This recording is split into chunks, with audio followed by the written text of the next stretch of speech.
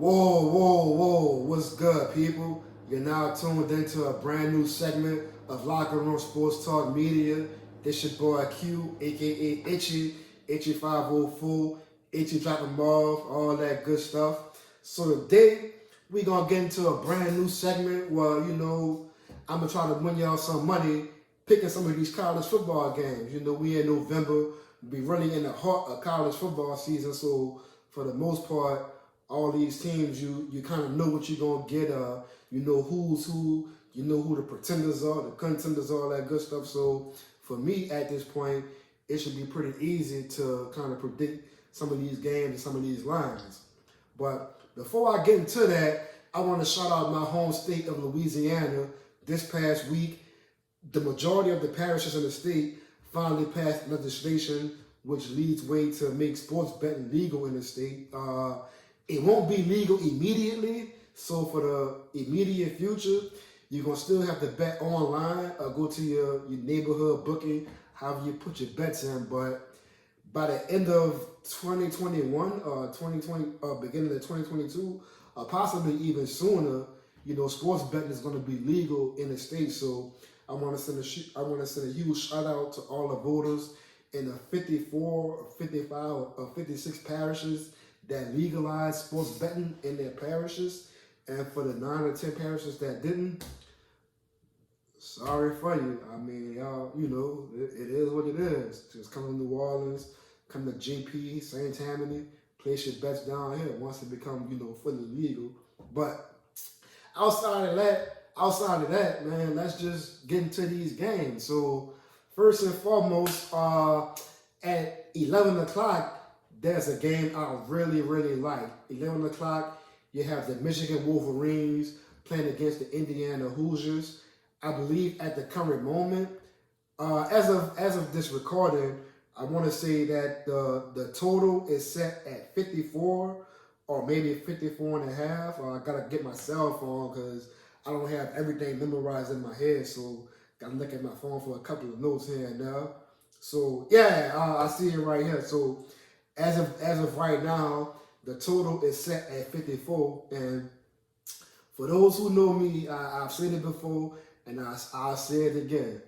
I will never bet a under on a college football game. And if you take an under on a college football game, you deserve all the misery that comes with it. So, with that being said, I'm taking the over in that game.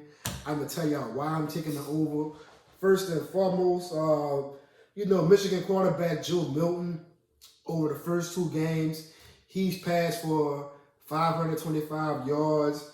He's had 110 rushing yards. So he's been pretty effective over the first two games. Now, I know a lot of people are going to make a big deal out of them losing to Michigan State, where they were like 21, 22-point favorites. But what y'all got to realize is that's a rivalry game. So even when Michigan State is not good, they're going to get up for that game. But even with all that being said, I'm not picking the winner in this game. I'm just picking the total. So, 54 is pretty low for a college football game. It's not extremely low.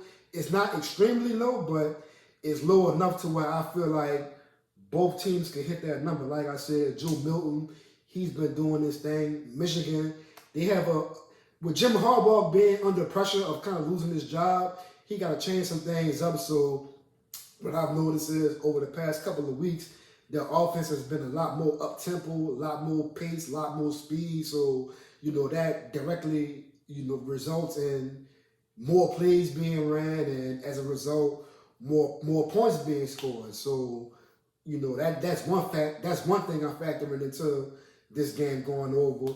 Another thing I'm factoring in is Indiana quarterback Bo Pelix. I'm not sure if I pronounced his name right, but he's been there for like 2 or 3 years now, so he has a pretty good grip of that offense.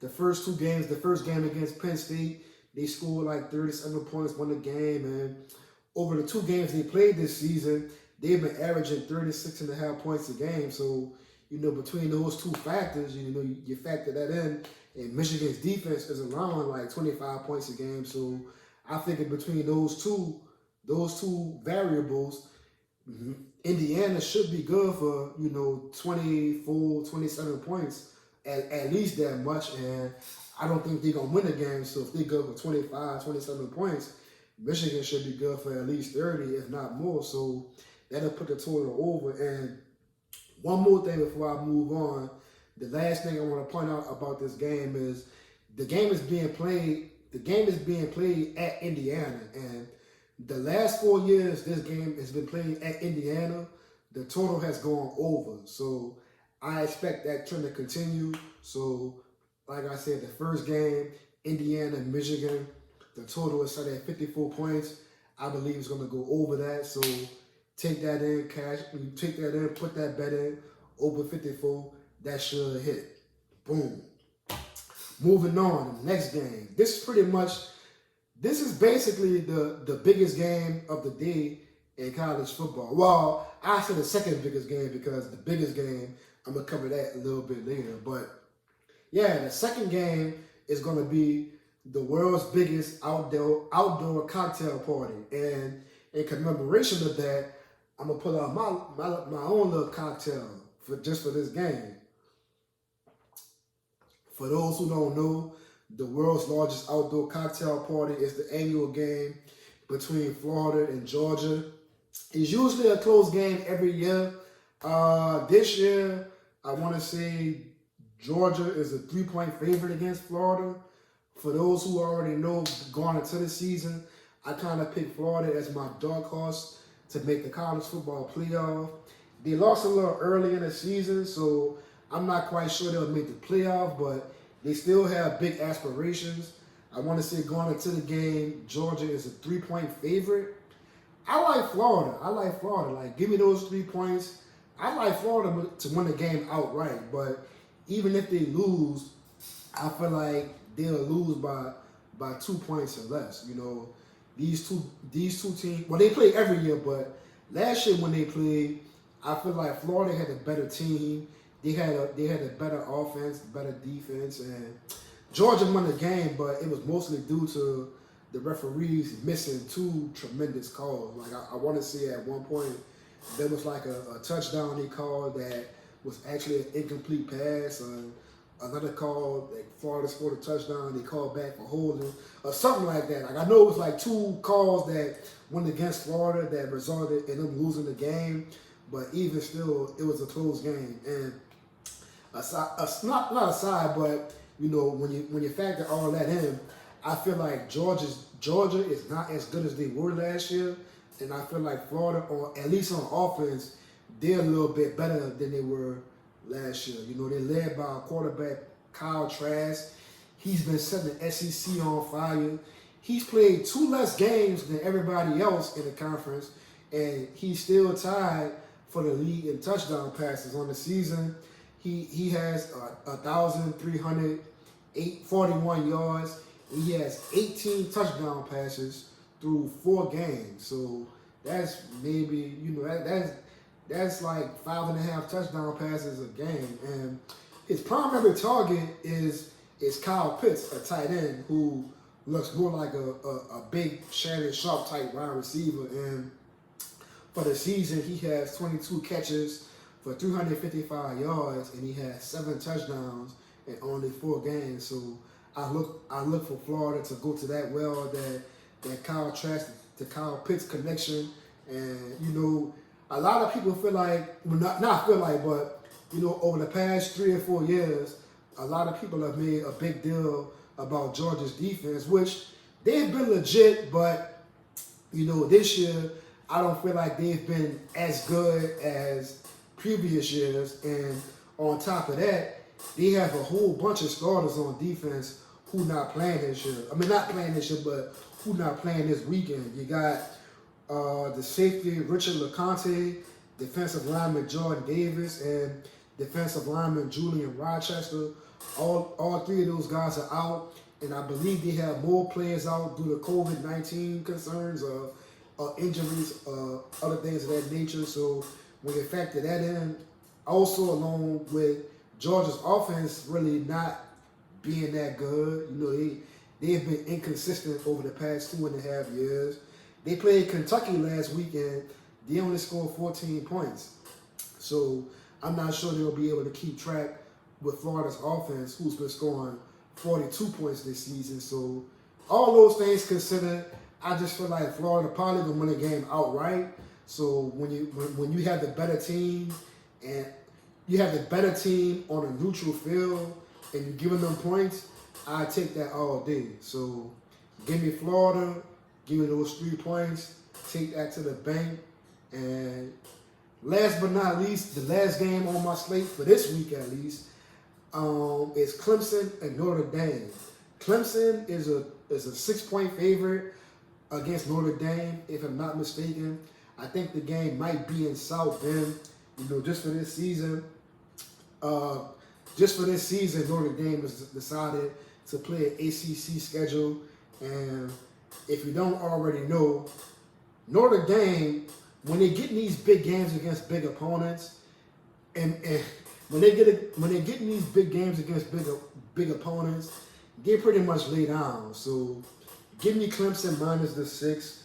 I know Clemson is undefeated, and so is Notre Dame. And Notre Dame has looked good, but they really haven't played any elite competition in my eyes. And I feel like Clemson is, 10 times better than anybody that Notre Dame has played thus far all year.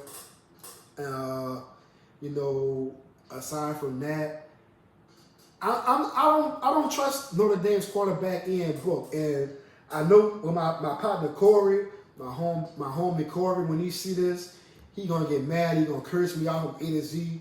He gonna probably call me, but I just don't believe in Ian Book, man. He not it for me. Like I've watched him enough to know that he just don't do it for me. I don't see him being able to really exploit the only weakness on Clemson's team, which is their secondary.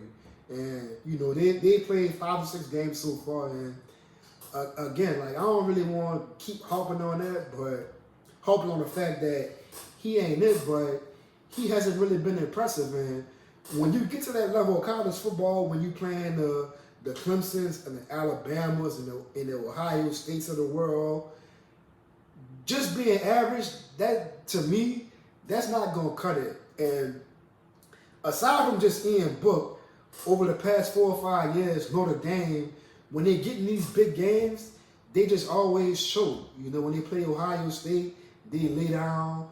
They played Clemson 2 years ago in the semifinal. They got their ass whooped, 30-3.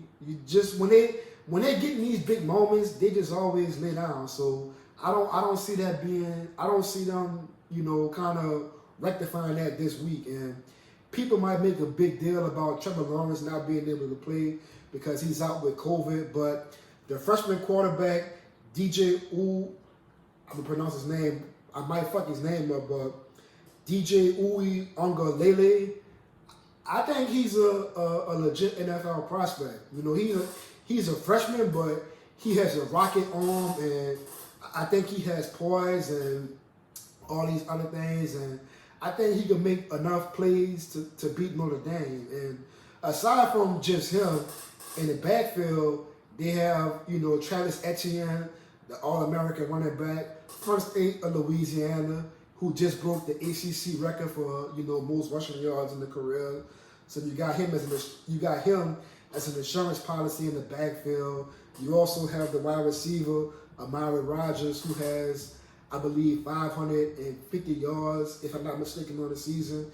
He has 6 touchdown catches. And, when all else fails, that Clemson defense is still that Clemson defense. That front seven is still nasty. So I just feel like Clemson, they're going to go into South Bend and they're going to handle business. And they should beat Notre Dame by at least a touchdown. So, aside from that, those are the 3 games that I like the most this week. So take that to your bookie, to your online sports betting provider. Put those 3 games down, and good winners. I'm going to holler at y'all later. Peace.